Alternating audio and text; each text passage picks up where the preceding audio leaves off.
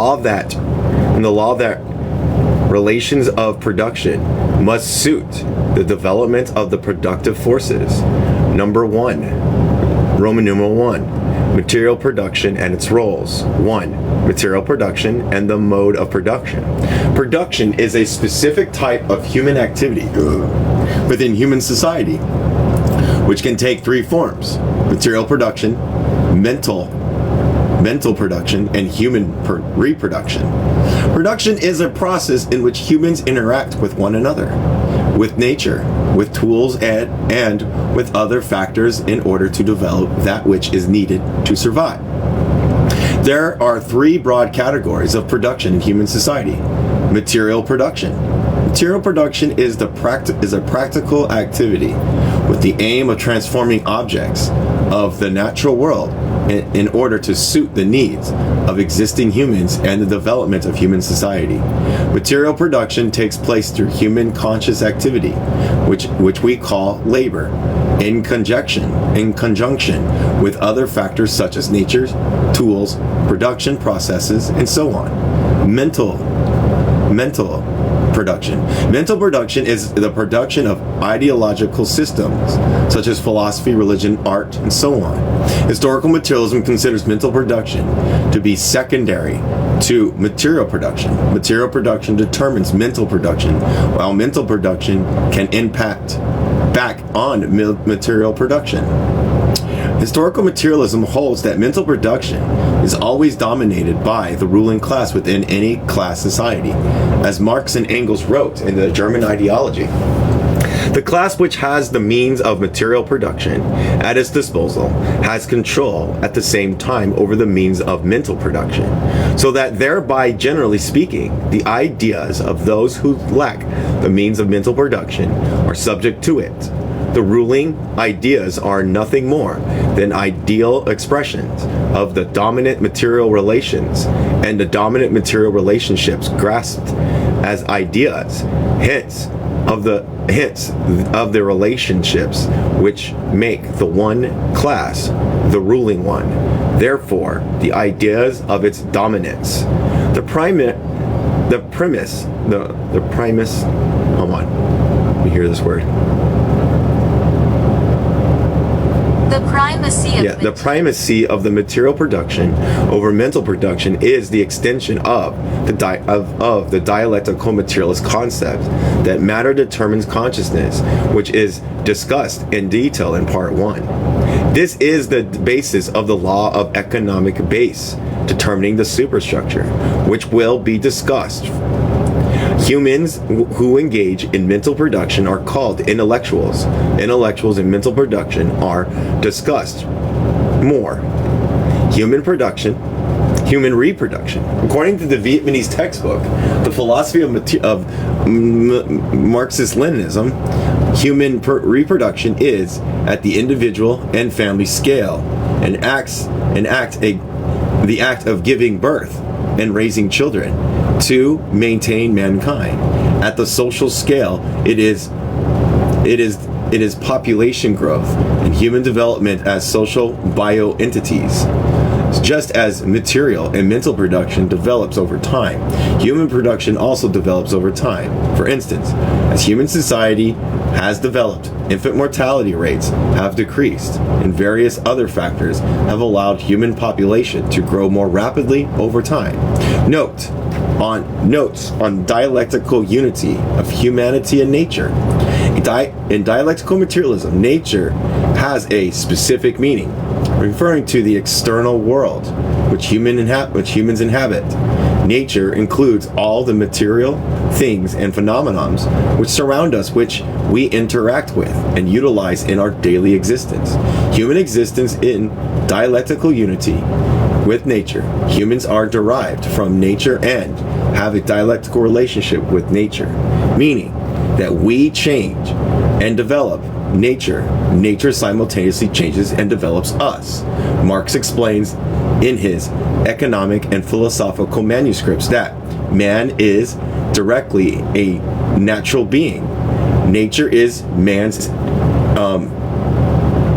inorganic body. Nature, that is, insofar as it is not itself human body. Man lives on nature, means that nature, his body, with which he must remain in continuous interchange if he is not to die. That man's physical and spiritual life is linked to nature. Nature means simply that nature is linked to itself, for man is itself, for man is itself, for man is progressive of nature. We have humanity. We have internal, for the perspective of humanity, relationships, nature, human, relationships, nature, human have relationships, all other nature. So it's just telling us that we're part of human nature, and it's going to have more explanation here.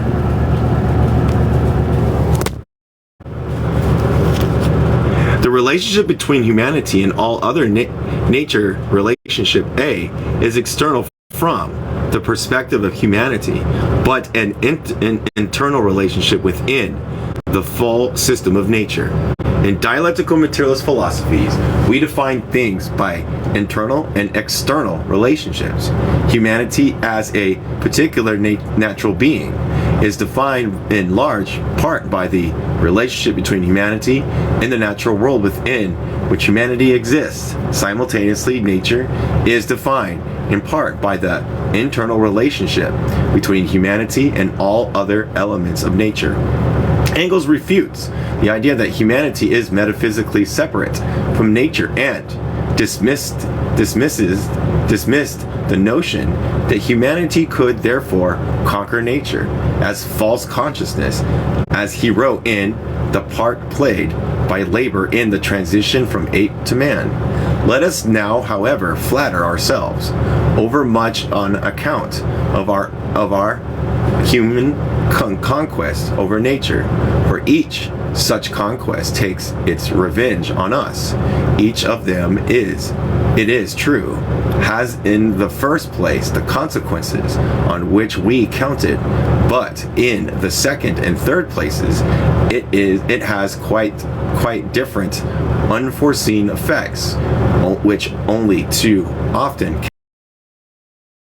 people who in Mesopotamia, Greece, Asia Minor, and elsewhere destroyed the forests to obtain cultivable land never dreamt that they were laying the basis for the present devastating conditions of these countries by removing along with the forest the collecting centers and reservoirs of moisture. When on the southern slope of the mountains, the Italians of the Alps used up the pine forest so carefully cherished on the northern slope. They had no inkling that by doing so they were cutting at the roots of the dairy industry in their region. They were thereby depriving their mountain springs of water for their greater part of the year, with the effects that these would be able to pour still more furious torrents on the plains during the rainy season. Thus, at every step, we are reminded that we, by no means, conqueror over a foreign people, like someone standing outside of nature, but that we, with flesh and blood and brain, belong to nature and exist in its midst, and that all our mastery of it consists in the fact that we have the advantage over all other beings of being able to know and correctly apply this law. Are closely linked with one another through interaction. Material production serves as the basis for the existence of development of society. Material production, mental production, and human reproduction are all dialectically related to one another. As discussed in the previous annotation, material production determines mental production, and the dominant class within a class society therefore dominates mental production.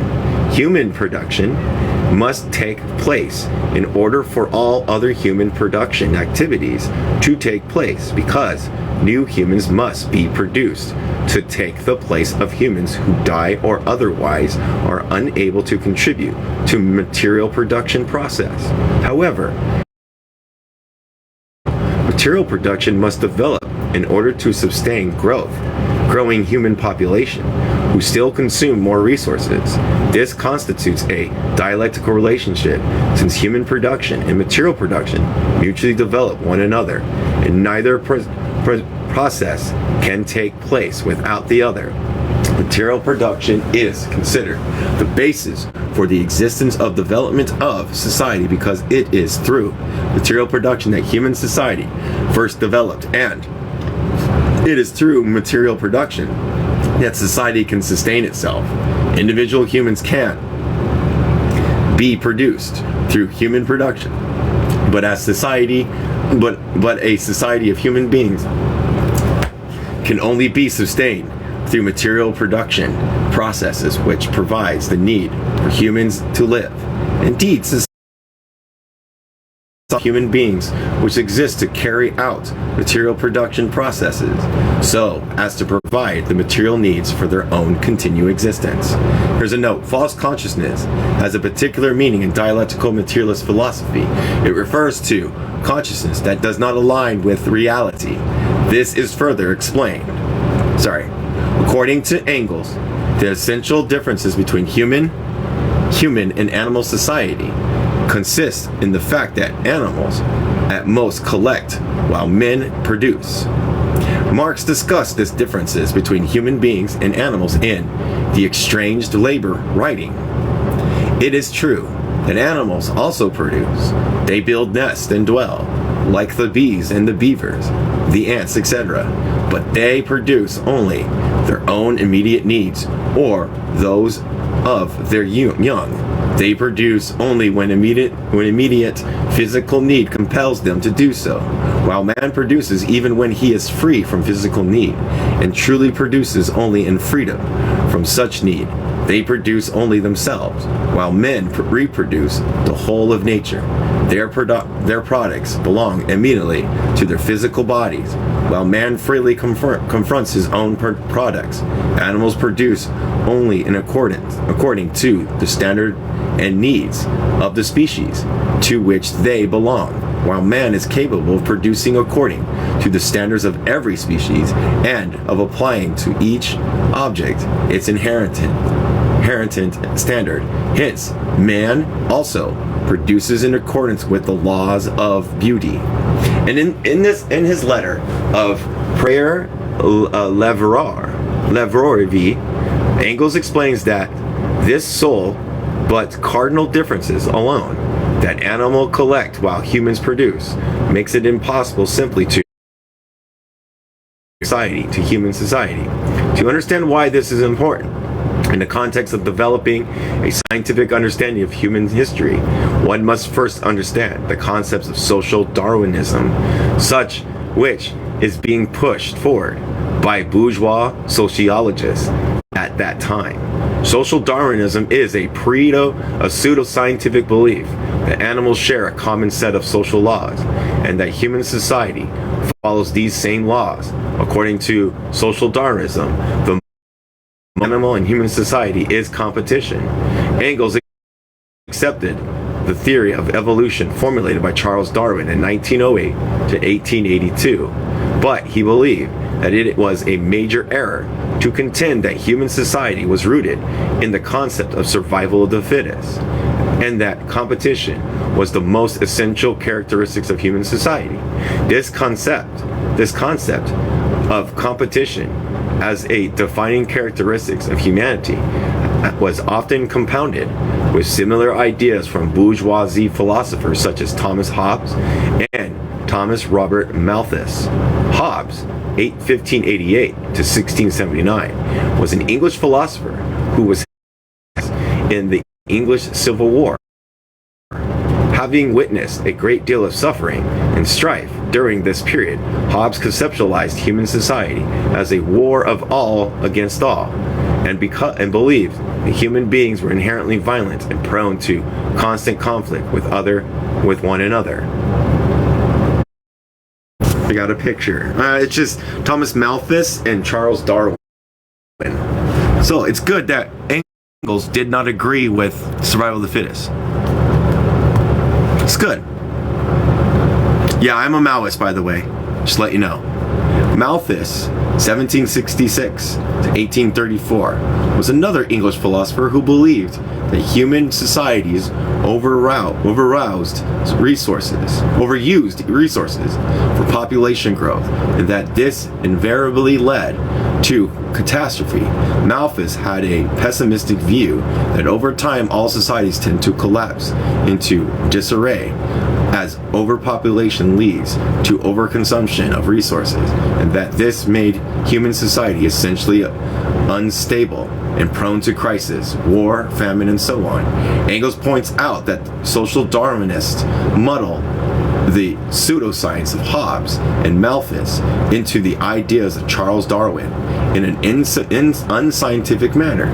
This unadulterated conception of Darwinism has then overlaid into human society, which Engels describes as rhetorical trick with no foundations of objective reality. Engels explains the whole social Darwinist teachings of the struggle for existence is simply a transference from society to living nature, of Hobbes' doctrine of bellum omnium contra omnes, the wars of all against all, of the bourgeoisie economic doctrine of competition, together with Malthus' theory of population. When this conjurer's tricks has been performed, the has been performed, the has been performed, the I gotta look up this word, everybody. I think it's the puerility, maybe? Let's find out. I'm gonna find out. Be right back, everybody.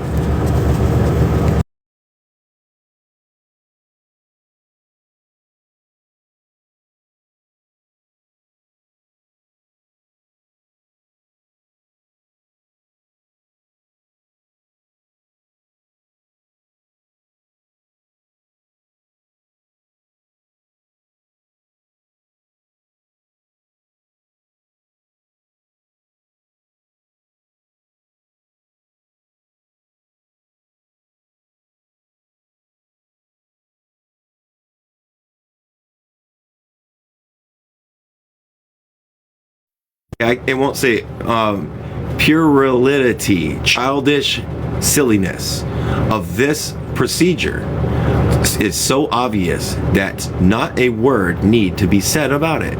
But if I wanted to go into the matter more thoroughly, I should do so by decepting them in the first place as bad economists, and only in the second place as bad naturalists and philosophers. Engels objected to both the merging of Darwin's theories with bourgeoisie pseudoscientific theories of human nature, as well as the notion that human society must strictly follow the laws of the animal kingdom, when there are essentially differences between animal society and human society, particularly in the realm of material production activities. Such false consciousness about human nature remains a through line of reactionary ideological defenses of capitalism to this day, and thus it is vital for workers to learn the true nature of humanity as a prerequisite for gaining class consciousness. Thus, material production is one of the essential activities of humans as a type of practical activity, with the aim of transforming objects of the natural world according to the needs of existing humans, and material production is an objective, social, historical, creative activity. Every material production process is carried out with certain purposes and in certain manners. The purpose of material production processes ultimately derive from the material needs of the life possesses of human beings, such as food, water, shelter, sexual reproduction, etc. The matter can be vary considerably depending upon objective factors such as the material base of society and as well as the subjective factors. Examples of purpose and manner of material production. Factory farming and foraging are two different material production processes. Factory farming involves large-scale industrial mechanized development of animals and vegetables for human consumption. Foraging, on the other hand, involves small groups of humans beings searching through natural environments for food. The material production process of factory farming is very different in manners from foraging for wild fruits and vegetables, though both production processes serve the same purpose of providing food for human beings. Factory farmer is similar in manner to factory textile production. Both material production processes involve the use of large-scale industrial and mechanization. However, they serve different purposes, food production and clothing production respectively. Characteristics of material production. Material production is 1. Objective, because it consists of activities which take place externally from the perspective of any individual human subject and humanity as a whole. Many human beings must work together and utilize various tools as well as resources from nature to engage in material production. Social, because it requires multiple human beings working together as a society to take place. Historical, because it develops over time through many stages of development. Creativity, because human beings use conscious labor activities to engage in the developed material production processes over time, leading to ever more advanced processes, tools, and techniques, and even more efficient output of material needs. The manner of production can be referred to as the mode of production. In historical materialism, the term mode of production refers specifically to the manner in which humans carry out the production processes of society within historical periods. A mode is a way or manner in which something exists. Historical materialism uses the term mode of production to refer to the overall prominent manner of production being utilized by a human group in a particular time period. For example, capitalist mode of production is typified by private ownership of the means of production by capitalists. Other modes of production may exist under capitalism, such as small-scale craft production or working-owned cooperatives, but the overwhelming capitalism involves private ownership of the means of production. Every society develops through specific historical periods, and each period is defined in historical materialism by its mode of production. The mode of production of each historical period is specific, has specific characteristics. For example, the mode of production of foraging society has a characteristic of less technological mechanization and industrialization, while the mode of production in capitalist society has a characteristics of more technical mechanization and industrialization. Let me get some water real quick. Historical materialism is in essence the methodology for examining a society's development changes over time, particularly as it pertains to the mode of production. To expand on the examples in the text above, foraging societies tend to not use much mechanization and industrialization in material production processes, whereas capitalist societies predominantly utilize mechanization and industrialization. Foraging societies also tend to have a lower population density as compared to capitalist societies, and foraging societies tend to have collective ownership of the means of production, i.e., the tools and resources needed for material production processes. We would like to make it clear that terms used throughout this book, such as higher, lower levels, or more or less developed, should not be construed with moral or cultural judgment within the framework of materialist dialectics. Higher/more developed should not be interpreted as superior, nor should lower/less developed be interpreted as derogatory. This language simply reflects an increase of productive output and labor productivity as the productive forces develop over time. These morally neutral viewpoints of development is described in more details in part 1. Each mode of production has two basic aspects. Technical aspects are closely linked together. The technical aspect of the mode of production indicates the terminology used in production processes to transform objects to suit the needs of humanity. The economic aspects of the mode of production indicates the economic organization of production processes. Production includes all sorts of technologies, including machines, communication equipment, chemistry, and so on. Economic aspects include economic organization article put out by the Vietnamese Ministry of Trade and Industry. There is no single definition of economy which can be universally agreed on, but the most accurate and general definition as it pertains to historical materialism is the sum totals of the dialectical relationships within a human society which are directly related to production, trading, distribution, and consumption of commodities and services in order to meet the demands of that society, giving a limitation of valuable resources. In other words, economics is the attempt by human beings, both as individuals and as a society, faced with the limitations of resources, to answer these three fundamental questions. What to produce? How to produce? Produce for whom?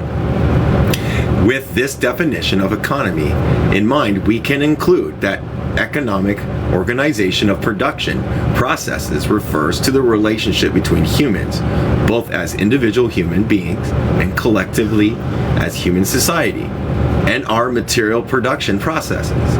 So while the technical aspect deals with technological advancements and development of production, the economic aspect deals more with social aspects, including relationships between human beings as they pertain to production processes, as well as related economic aspects such as ownership of the means of production, distributions of products, social organization of production processes, and so on.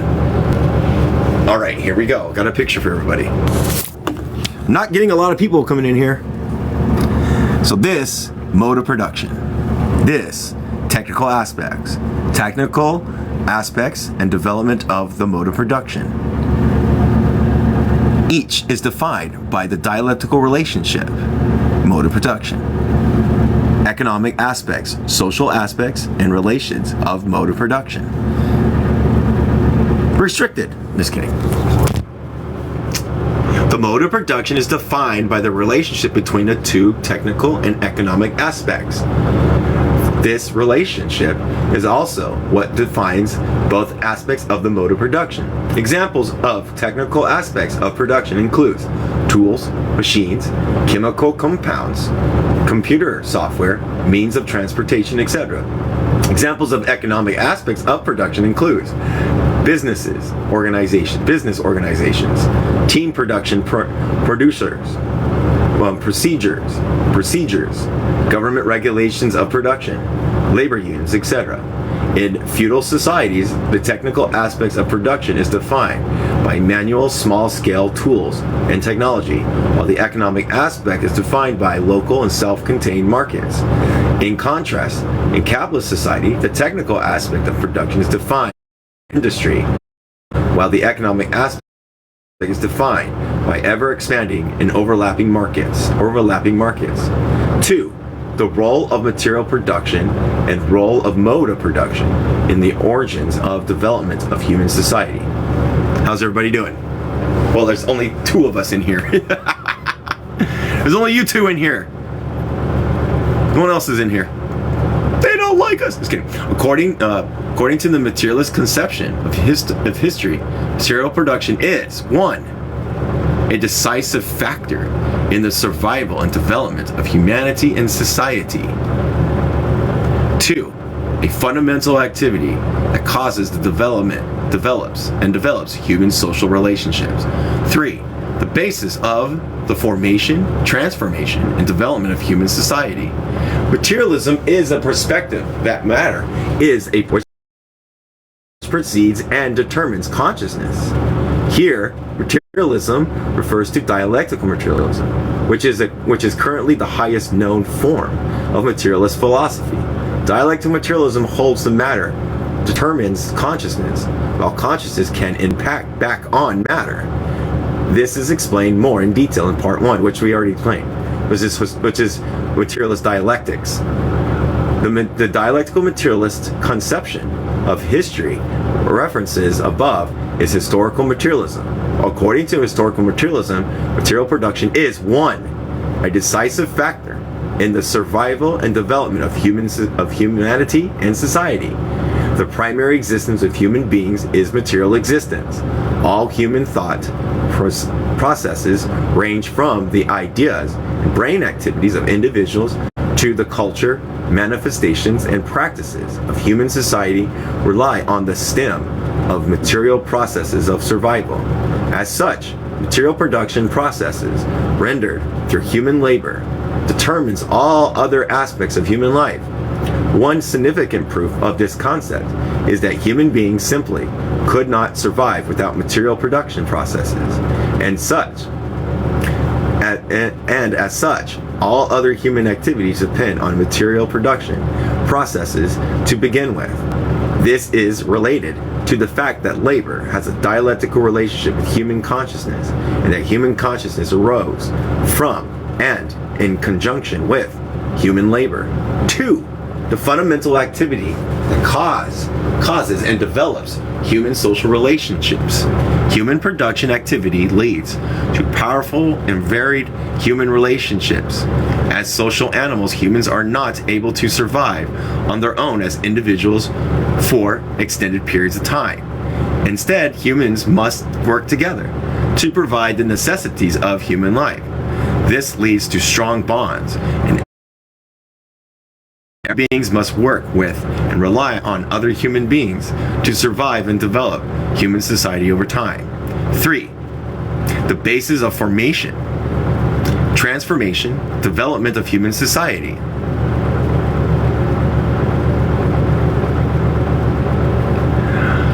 Development of material production processes lead directly to changes in human society, especially as it pertains to relationship of production, which serves as the material basis of human society.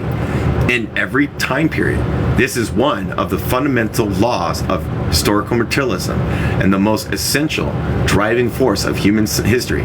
This law, the law of suitability between the relations of production and the development of productive forces, is discussed specifically on page 51.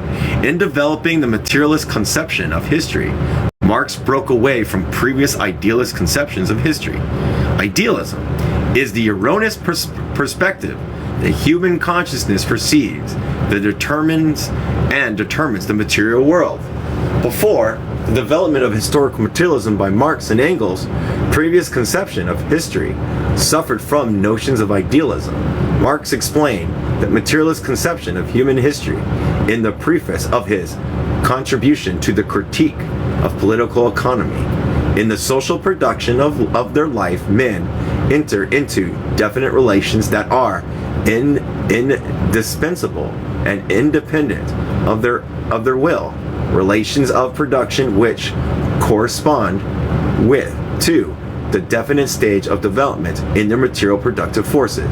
Social production of life here simply refers to social activity is necessary to sustain human life, food, shelter, etc. These social activity leads to social relationship. At any given stage of development, these social activities and relationship constitute an overall mode of production which defines that the stage of development for that society. And on here we have mode of production of human society. Here we have stages of human development. Down the middle, we have mode of production defines society. Here we have development of the mode of production derives development of society. And then we have mode of production defines society. So here, feudal mode of production, capitalist mode of production. It derives, see, the arrows point. See? Mode of production defines society. Feudal era. Development of the mode of production drives development of society. It divides down to capitalist era. Mode of production defines society. Boom, capitalist era.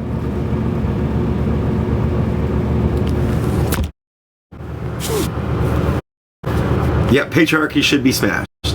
Every era of human society is defined by its mode of production. Development of the mode of production derives the development of human society from one stage of development to the next. For example, during the feudal era, human beings had certain relationships with one another which revolved around the production of the necessity of life. First and foremost, peasants were responsible for growing food through agricultural production. However, peasants during this time did not own the means of production, i.e., the land of which food was grown. Rather, the land was owned by feudal lords.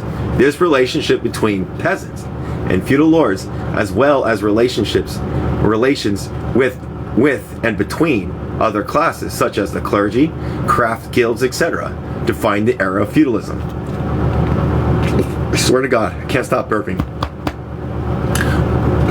Marx continues, the sum total of these relations of production constitutes the economic structure of society, the real foundation of which arises a legal and political superstructure, and to which correspond definite forms of social consciousness. The mode of production of material life conditions of social, political, and intellectual life process in general. It is not the consciousness their being, but on the contrary, their social being that determines their consciousness. Of human history, the mode of production and relations of production constitute the objective material basis for human society. Social being refers to the material aspects of human society, chiefly defined by, and Marx indicates that this social being is what determines social consciousness of human beings. This relationship between social beings and consciousness is discussed more on page 106. This contention that material exists, i.e. social beings, consisting of the mode of production and relations of production, was an important departure from previous ways of viewing human society and human history. Prior to Marx's conception of historical materialism, it was believed that human ideas shaped history and pushed human society forward through stages of development. By defining the materialist basis for history and exploring history through the lens of dialectical materialism, then materialist dialectics, Marx was able to create a scientific methodology for studying history which revolutionized our ability to understand and intervene in the processes of development of human society. Marx continues, as a certain stage of their development, the material productive forces of society come into conflict with the existing relations of production, or what is but a legal expression for the same thing, in which they have been at work hitherto.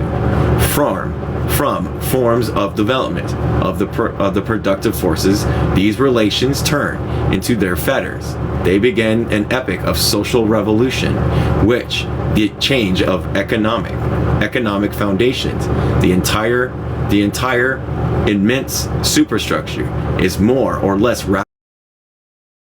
In considering such transformation, a distinction should always be made between the material transformation of the economic conditions of production, which can be determined with the precision of natural science, and the legal, political, religious, aesthetics or philosophic In short, ideological forms in which men become conscious of this conflict and fight it out. This is Marx's formulation of class struggle, which is a fundamental concept in historical materialism, and the primary way in which communists can engage with historical processes of change in human society. Class struggle is discussed more on page 200. Finally, Marx explains why idealist notions of history are invalid. Marx considered the ideological output of a society to be a poor basis for discovering historical truth because, just as our opinions of an individual is not based on what he thinks of himself, we cannot judge of such a period of transformation by its own consciousness.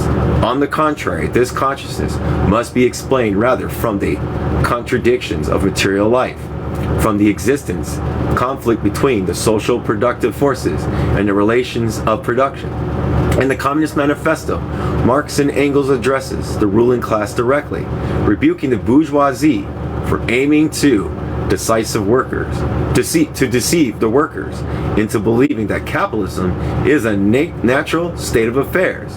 In reality, the ideas and laws of capitalist class society emerge from the objective conditions of an economic base of society, and whenever the base changes, the ruling ideas also change. Our very ideas are but the outgrowth of the condition of our bourgeoisie production and bourgeoisie property, just as our jurisprudence is but the will of the class made into a law for all, a will whose essential character and direction are determined by the economical conditions of existence of our class. Thank you, Mr. Carrot. The selfish misconception that induces you to transform into internal laws of nature and of reason. The social form springs from your present mode of production and form the property, historical relations that rise and disappear in the progress of production. This misconception you share with every preceded you. What you see clearly in the case of ancient property that you omit in the case of feudal property, you are of course forbidden to omit in the case of your own bourgeoisie form of property. Throughout the history of class society, each ruling class has produced a ruling ideology and reinforced its own dominant position of society. In Anti-During, Engels explains that like every ideology, is class-based. Morality. Men consciously or unconsciously derive their ethical ideas in the last resort from the practical position is based from the economic relations in which they carry on production and exchange. In the German ideology, Marx and Engels explains exactly how the ruling class determines and prevailing ideology of their own society, that the ideal of the ruling class are the ruling ideas of the epoch. In other words, the ideological content of a class society reflects material class relationships. The ruling ideas are nothing more than the ideal expressions of the dominant material relationships. Dominant material relationship grasped as ideas. Hence, the relationship which makes the one class the ruling one, therefore, the ideas of its dominance. Furthermore, Marx and Engels argued that all conscious activity is determined by material existence. This is a material of the relationship between matter. Hold on. I'm on page 57. Matter and consciousness. We must reorganize the fact that matter determines consciousness.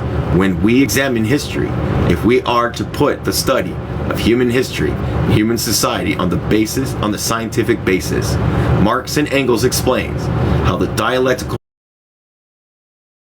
of matter and consciousness pertain to the study of human society in the German ideology. The production of ideas, the conception of consciousness, is the first directly interwoven with the material activity and the material intercourse of men, the language of real life, conceiving, thinking, the material intercourse of men, appear at this stage as a direct outflow of their material behavior. The same applies to the mental production as expressed in the language of politics, laws, morality, religion, metaphysics, etc. of a people. Men are the producers of their conceptions, ideas, etc. Real active men, as they are conditioned by productive forces, and of the intercourse corresponding to these up to, come on, here we go, give me the picture. No! Drew, got it, yay! Everybody got the picture. These up to its furthest forms. Consciousness can never be anything else than consciousness existence, and the existence of men is their actually life process. Since all ideologies and intellectual products of a given society stems from material life processes, it makes sense to take these material life processes as their primary subjects of study when examining human history. Marx and Engels explains that the historical materialism ascends from earth to heaven, but this they mean that historical materialism begins with the studying material processes and relations in order to understand, not the other way around, as previously historians had done. That is to say, we do not set out from what men say, imagine, conceive, nor from men as narrative of thought of, imagined, conceived, in order to arrive at men in the flesh. We still active men, and on the basis of the real life processes, we demonstrate the development of the ideological reflexes and echoes of this life processes. While previous historians primarily examined the world and philosophies and religion and other ideological products of human society, Marx and Engels saw these as mere phantoms, which only reflect the material basis of human society. The phantoms formed in human brain necessarily sublimants.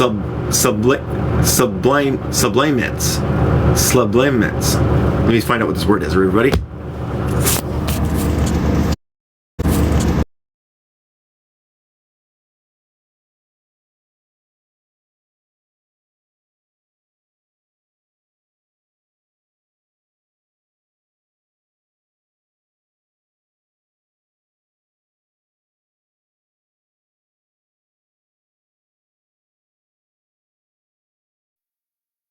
Sorry, it's sublimate of the material, likely, verifiable, and bound to material premises.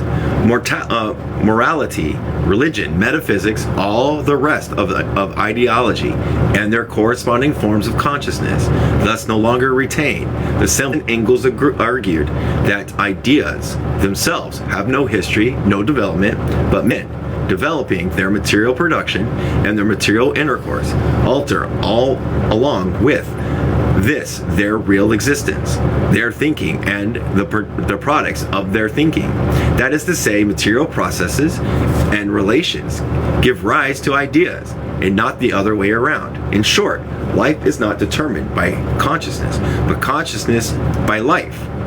Marx and Engels then directly contrast idealist methods of studying human history against historical materialism. In the first method of approach, the starting point is consciousness taking as the living individual. In the second method, which conforms to real life, it is the real living individual themselves, solely as their consciousness. This was a remarkable breakthrough in the study of history, as it allows us to view the development of human society throughout history on the scientific basis which is rooted in material reality. As Marx and Engels explain, This method of approach is not devoid of premises. It starts out from the real premises and does not abandon them for a moment. Its premises are men not in any fantastic isolation and rigidity, but in their actual empirically perceptible processes of development under definite conditions. As soon as this activity life process is described, history ceases to be a collection of dead facts. The empiricists themselves will abstract or imagine activities of imagined subjects, as with the idealists. Let me get a drink. Hope you're not lost anymore. I'm on page 58. It says, I'm on the last paragraph. It is important. So I'm about to hit 59 here soon. It is important to note how Marx and Engels distinguish historical materialism from other conceptions of history. First, they distinguish historical materialism from empiricist conception of history. Empiricism holds that we can only obtain knowledge through human sense perception. Marx and Engels rejects empiricism because it ignores objective relations and knowledge that went beyond sense data. This is discussed in more details. They discussed it more in details in part 1. Empiricist conception of history merely catalog dead facts such as names, dates, and other such trivia, while ignoring both subjective laws and factors such as relationship between humans and the means of production, as well as subjective factors such as history making role of the masses. After differentiating his conception of history, Marx and Engels describe idealist conception of history as imagined activity of imagined subjects. This is because idealists give a central role to consciousness, i.e., ideology and intellectual products of human society, in examining human history.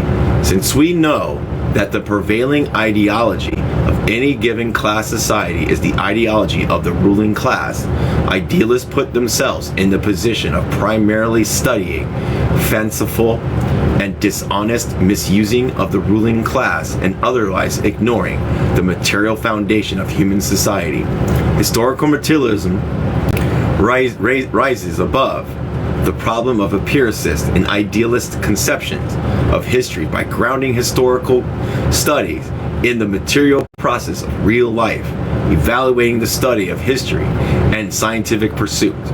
Where speculation ends in real life, their real positive science begins. The representation of a practical activity, of a practical process of development of men. Empty talk about consciousness ceases, and real knowledge has to take its place. When reality is depicted, philosophy as the independent branch of knowledge loses its medium of existence. At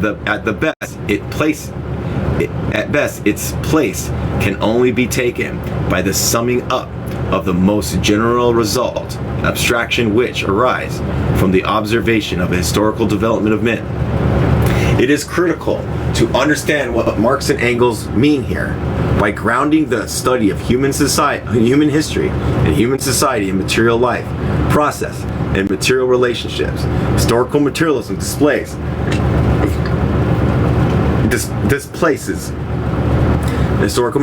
displaces the very notion of philosophy as a subject which can be separated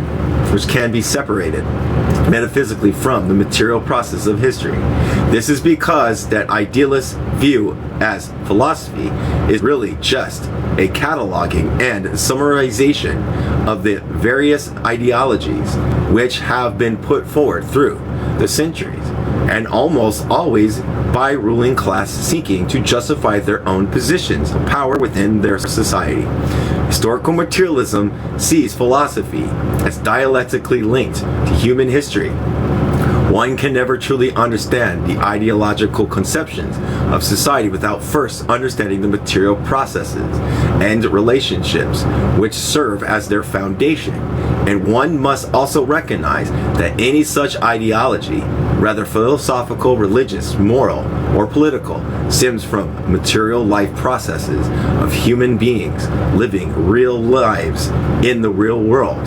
Marx and Engels dismissed the study of any ideological structures, such as philosophy, in and of itself, divorced from its material basis, starting in the German ideology that, viewed apart from real history, these abstractions have in themselves no value whatsoever. Historical materialism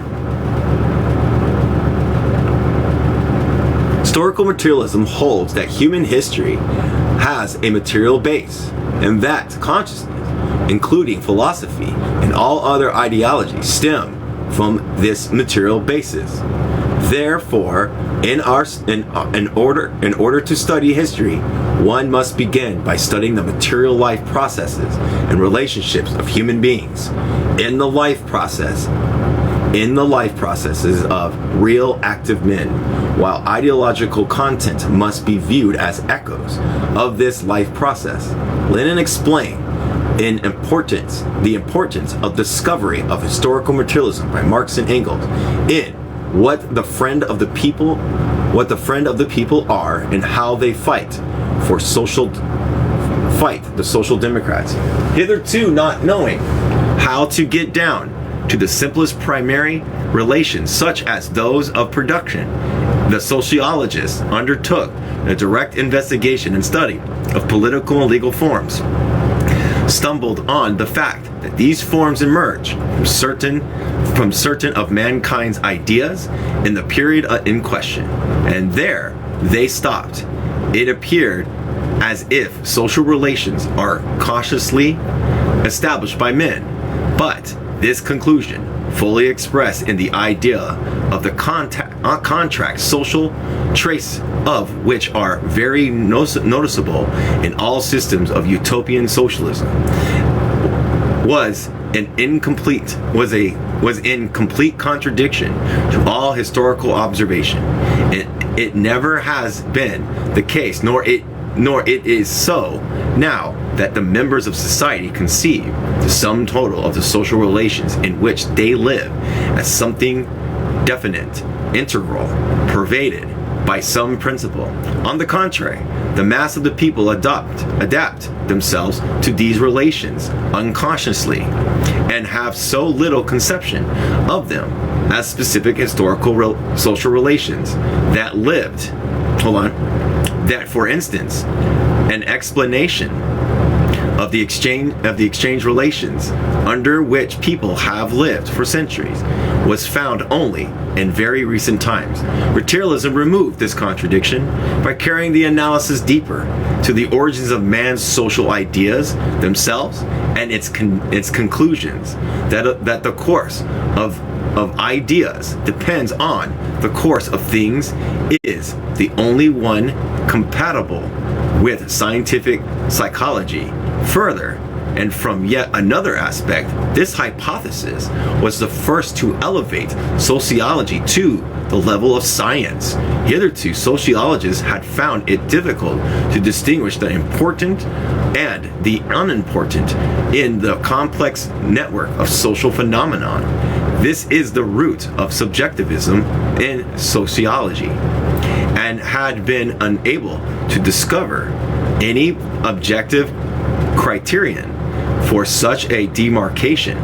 Materialism provided a absolute objective criterion by singling out production relations as the structure of society, and by making it possible to apply these relations that generally scientific criterion of reoccurrence, whose applicability to sociology and subjectivists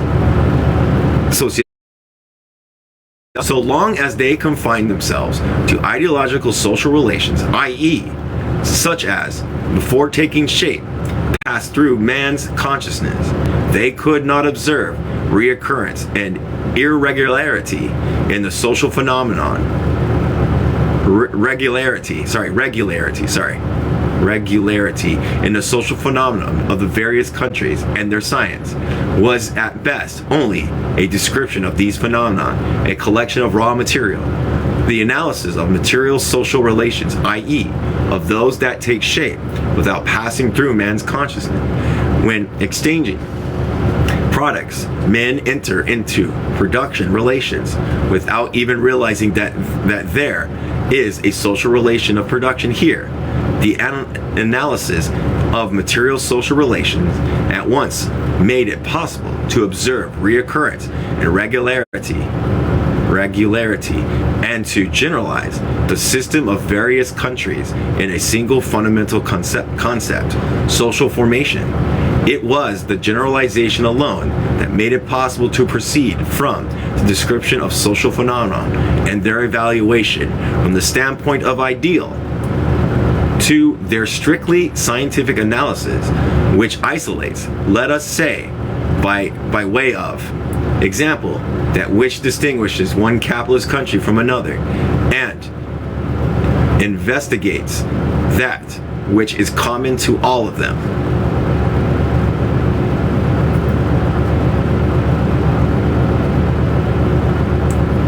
I am failing at following. That's okay. Finally, it should be noted that although material objective relations and processes determine consciousness within human society, subjective factors of consciousness can also impact material development of society. The impact of such subjective factors is explained in more details on page 166. Subjectivity and objectivity are fully explained in Appendix E. It's going to be later on. I am falling at following along. I'm just going to listen. Oh, it must be failing, sorry. For Marx's concept of real, active men came the conclusion that the first premise of all human existence, and therefore of all history, the premise namely is that men must be in the position to live in order to be able to make history. But life involves, before everything else, eating and drinking, habitation, clothing, and many other things. The first historical act is thus the production of the means to satisfy these needs, the production of material life itself. Therefore, we can affirm that process of becoming human and distinguishing ourselves from animals starts as soon as humans begin to produce the means of living. Material production of the production of material life. It is made possible through labor. Labor is a conscious activity performed by humans which changes or develops the world around us. Labor is essentially a dialectical process in which humans, as individuals and in groups, interact with the natural world and which results in some meaningful change and development in the world. These developments, being dialectical in nature, result in the external world. In dialectical relationships between matter and consciousness, matter determines consciousness. But consciousness can also impact back upon the material world through labor activity. Labor is therefore critically important in the development of human society and human history. Labor is how we, as subjects, are able to impact back on the objective processes of history. This makes labor a fundamental important subject in the study of historical materialism. In the part played by laborer in the transition from ape to man, Engels states that labor is the source of all wealth, and the political economists assert, and it really is the source, next to nature, which supplies it with the materials that it converts into wealth. Labor created man himself. The role which labor played in the development of consciousness is explained in more details in Social Source of Consciousness. In order to carry out the process of material production,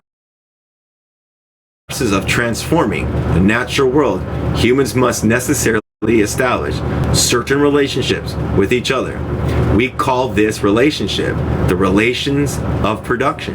And from these relations of production, other social relations arise, such as politics, morality, laws, and so on. These relations of production exist objectively and independently of human will. Human beings are social animals. We rely on one another to survive within a collective, which we call a society. Within a given society, human beings will have relationships with one another in order to produce everything needed to sustain human life. These relations of production vary in time, in place, but they are always defined by the ways in which human beings work together to sustain life. The relations of production are the material basis of all other social relations, as Marx explains in a contribution of the Critique of Political Economy. Sorry, everybody.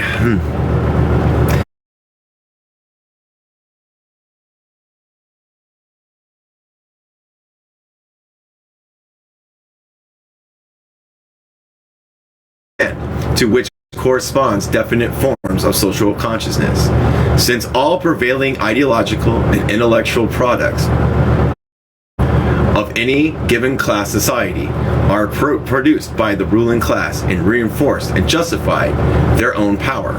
It can be understood that all other social relations and consciousness stem from these material-based relations of production. As Marx says, it is not the consciousness of men that determines their existence, but their social existence that determines their consciousness. The relations of production within any class society are not entirely into voluntarily, nor are they consciously designed, nor willed into existence by human beings. Rather, they result from material processes and class struggle. Thus, relations of production exist objectively and independently of the subjective will of any humans. This is discussed more on page 49. Sorry, everybody. According to Frederick Engels, the production of the immediate material means of subsistence and consequently the degree of economic development attained by a given people or during a given epoch form the foundation upon which the state institutions, the legal conception, art, and even the ideas on religion. Here, Engels is describing the base/superstructure of human society, which was discussed in part 1. The base/superstructure is also explained in full in chapter 2 of this book. Starting on, okay, so they're going to explain. To briefly summarize this concept, here we go, got a picture. We have human society, here, material base, productive forces, those are people. Relations to production, these are how they interact with means of production, creates the superstructure. The material base defines the superstructure. And those two have a relationship with each other, and that forms human society. Human society forms that. Human society is defined by the relationship between the base and the superstructure, B, which itself defines a integral and internal relation between productive forces and the relations of production, A. There you go. The economic base, also known as the material base or just base of society as defined by Marx and Engels, refers to the material basis of society as opposed to the conscious basis of society, i.e. the superstructure. The material base of society is defined by the internal and external relationships. The internal relationships of the economic base consists of the relations between productive forces and the relations of production. Through these internal relations, the material base provides all the material necessity of human life, such as food, shelter, clothing, etc. The external relations which essentially defines the economic base of society is its relationship with the superstructure. The superstructure, conversely, is also defined by its external relationships with the base as well as internal relationships of its own. Dr. Nwengi Nango Ngok long defines superstructures in the Vietnamese textbook, Philosophy of Marxist-Leninism. Superstructure is the totality of views about politics, rule of law, philosophy, ethics, religion, arts, etc., along with corresponding social institutions, such as the state, political parties, churches, social organizations, etc., that are formed on a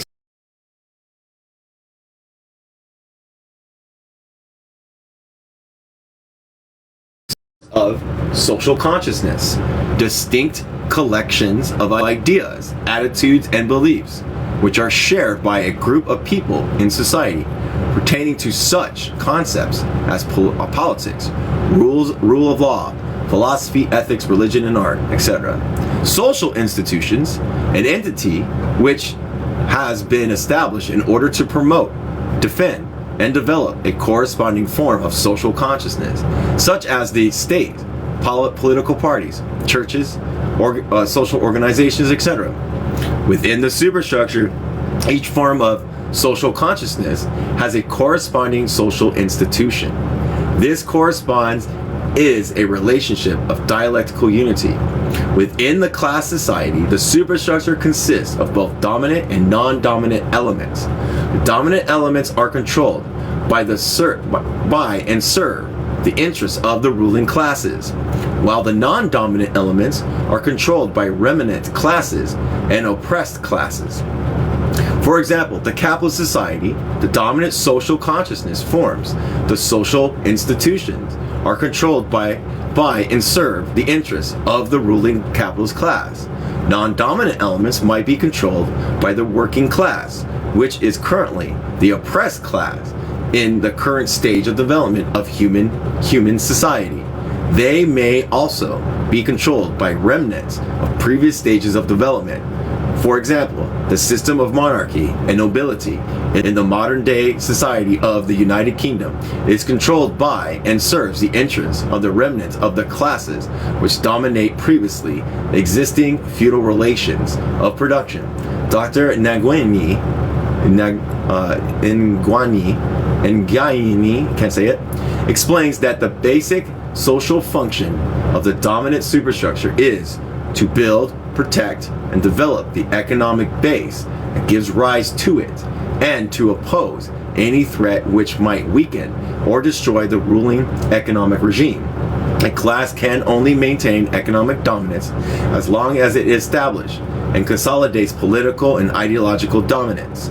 Non-dominant elements of the superstructure exist to further the agenda of whichever class controls them by providing more power in society and more benefits from the means of production. For example, in our present society, the monarchy in the United Kingdom exists to provide benefits, power, and protection to the remnant feudal class, while the Communist Party might exist to provide benefits, powers, and protection to the working class. Let's see where I'm at. Getting to the point, let me make sure. We're on page 64. Remember, 64. So how about a 20-minute thing? 64.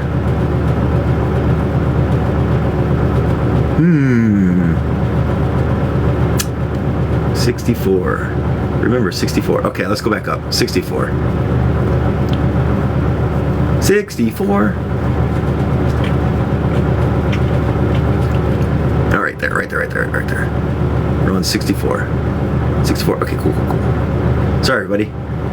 Nature of the relationship between the base and superstructure.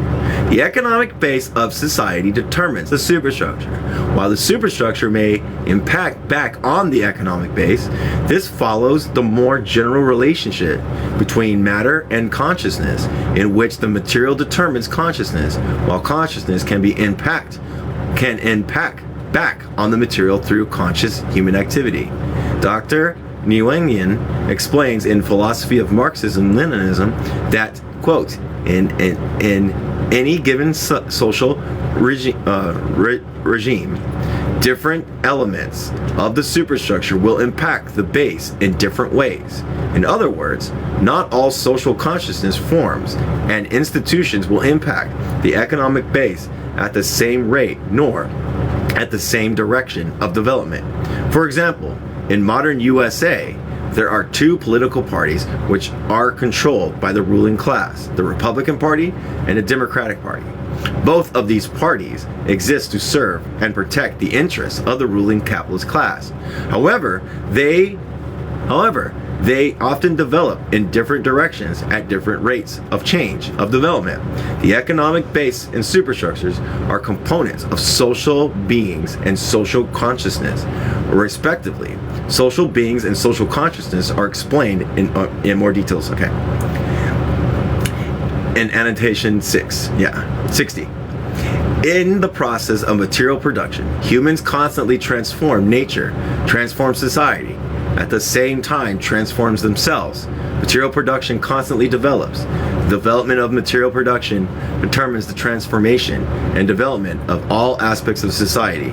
Material production development determines social development. In dialectical materialism, development refers to the change and motion of things, phenomena, and ideas.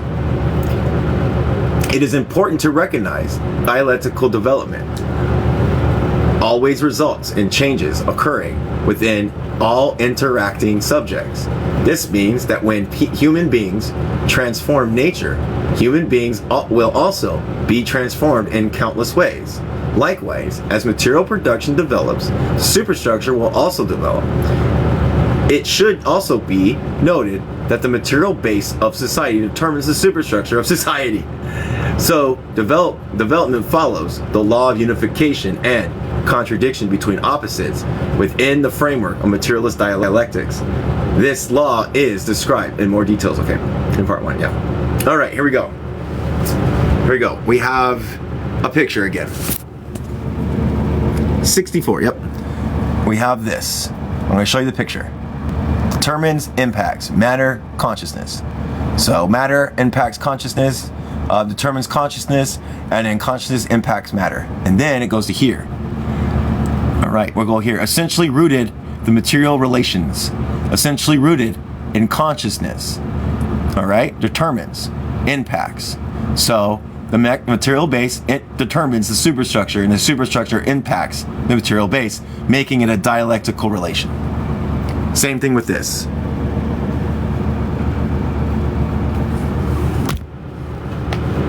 Dialectical materialism holds that matter determines consciousness, while consciousness impacts back upon matter. In accordance with this law, the economic base of human society determines superstructure, while the superstructure impacts back upon the economic base. Thus, the motion and development of the entirety of a society ultimately is determined by the development of that society's material production processes. Therefore, in order to properly explain and solve the problem within a society, it is necessary to seek out the root causes of those problems within material production process. This requires analysis of the development of that society. Material production processes. Fundamentally, this means that the starting point of analysis of society is determining the level of development of that society, mode of production. The mode of production constitutes the overall predominant manner of production being utilized by humans in the practical time period. Specifically, the mode of production is the predominant configuration of the productive forces and relations of production at the current level of development. This will be further explained through the rest of this chapter. Under capitalism, the mode of production is typified by mechanized industrial production of goods and private ownership of the means of production by capitalists. The nature of the capitalist mode of production determines all other social problems which exists under capitalism, and all superstructural elements are rooted in the material foundation that is the mode of production. In the manifesto of the Communist Party, Marx and Engels describes many ways in which the mode of production of capitalism led directly to serve social problems in their contemporary society. For example, the relentless demand which capitalists have for new markets led to the spread of imperialist oppression all around the world. The need for a constantly expanding market for its products chases the bourgeoisie over the entire surface of the globe. It must nestle everywhere, settle everywhere, establish connections everywhere. In the letter in Siegfried Meyer, Marx describes how capitalism determines and the form of radical antagonism between Irish and English workers. It is important to note that English oppression of the Irish did not begin with capitalism.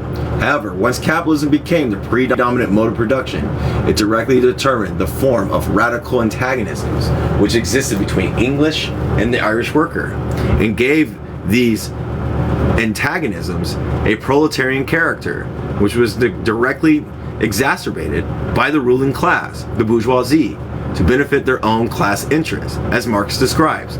Every industrial and commercial center in England now possesses a working class divided into two hostile camps, English proletarians and Irish proletarians.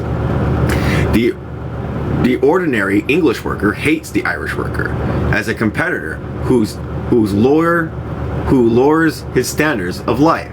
In relation to the Irish worker, he regards himself as a member of the ruling nation, and consequently he becomes the tool of the English aristocrats and capitalists against Ireland, thus strengthening their domination over himself.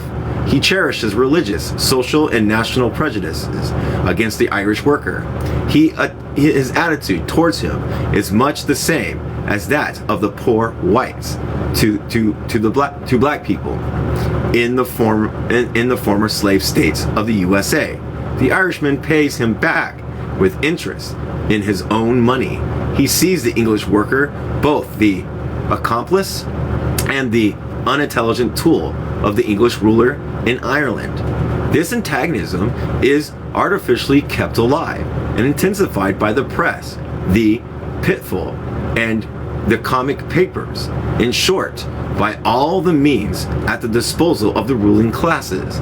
This antagonism is the secret of the impotence of the English working class. Despite its organization, it is the secret by which the capitalist class maintains its power, and the latter is quite aware of this. So we're going to look at the picture now. Looking at a picture, everybody. So here we got this. We have English ruling class. From there, imposes colonization economic base. Then determines the bigotry superstructure. Okay, let's go in the middle. Colonization of the economic base. Benefits. Here's the benefits. Benefits determines, that's England. Exploits Ireland, so it impacts Ireland. Okay, oops, not that. Okay, then here we got Irish and English. Working class divided by race. Well, this is not race, this is ethnicity, I would say. Not race, ethnicity. So that's a misconstrued. So that's my critique. It's ethnicity, bigotry, and the superstructure. Okay, so it's not race. It's based on ethnicity, not race, because Irish is not a race. Superstructure bigotry against Irish workers reinforce the economic colonization of Ireland, because that's true. England did colonize Ireland. That's how they determined that they can be successful elsewhere. This benefits the English ruling class to determine that both English and Irish work to the detriment of both English and Irish workers. We can thus conclude, this might be it. We can thus conclude that capitalism did not create such social problems as sexism, racism, ableism, poverty, and so on. manifestations of false consciousness and ideology-driven forms of bigotry and oppression, as opposed to the material-based class oppression through which workers are ruled over and exploited by the capitalist class. However, the capitalist mode of production does determine the form which all social problems and bigotries take within our current society. Most social problems and forms of oppression predate capitalism, but exist in different forms under previous mode of production than they did under the capitalist mode of production. We're gonna look at it. Another picture. We're coming to the end, everybody. So we got here superstructure. And here you got sexism, feudalism determines. All right. So this determines the sexism and impacts. Okay. Superstructure changes to society following the change of the base. Capitalism determines sexism under capitalism impact the base. So that's the base, which is feudalism and capitalism. The superstructure, sexism under feudalism, sexism under capitalism, still the same. Yay me! As the material base of society, the mode of production determines all other forms of oppression. Sexism, for example, exists differently under feudalism versus how it exists today under capitalism. As the material base of society developed from feudalism to capitalism, sexism also developed. So they advanced it. Okay, never mind. So it is different. Yeah, okay. Yeah. When am I moving to a communist country? When are you going to learn about communism? When are you going to learn about communism? You're going to read a book. In accordance with the principle of the material according to the principle that material determines consciousness, and consciousness can impact back on the material through conscious activity. It follows that all these various forms of oppression, which are rooted in ideology and stem from false consciousness, are able to impact back to the mode of production. In the above example, English, Irish, ethnic, then yes, now no. Marx makes it clear that the ruling class benefits such racial antagonism spread within the working class. Marx also points out that eroding such radical racial antagonism and ending the English colonization of Ireland would weaken the position of the ruling class and strengthen the proletariat, which would bring about the end of capitalism all the sooner. And I think I'm going to hold on. We can determine that capitalist societies is the higher stage of development than feudalist societies by examining the mode of production of each society. Okay, so I'm going to read this last part. We can determine that capitalist societies is at a higher stage of development than feudal societies by examining the mode of production of each form of society. There we go. All right, so we're going to stop there. I'll probably go back a page just to make sure. But we'll be at annotation 19. The historical materialism, a stage of development, is considered to be at a higher and lower. Okay, yeah, that's what we're going to do.